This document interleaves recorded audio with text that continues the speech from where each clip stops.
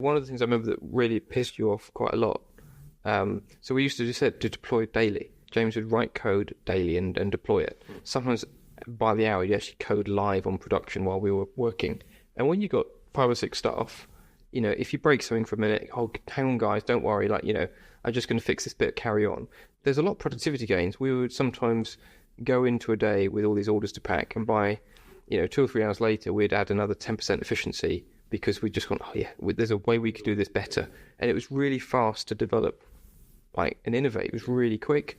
And then we started to get to the point where I did a quick calculation. It's like, James, you realise if you take us offline for 1 minute and we've got 100 and something staff working, 1 minute is actually an hour and a half lost for every minute of downtime, and it gets worse and worse the more you just go. And if you hit America, crossover tails, then it's just, so you can't do this anymore. And you got a bit it's like, well, no, but one rule for James, but the rest of the staff were told they couldn't. It's like, no. The whole development team has to have a rule, which is you get to deploy once a week, and this is critical. And you cannot touch production. It has to be tested and rolled out, and someone else has to proofread it before you can roll stuff out.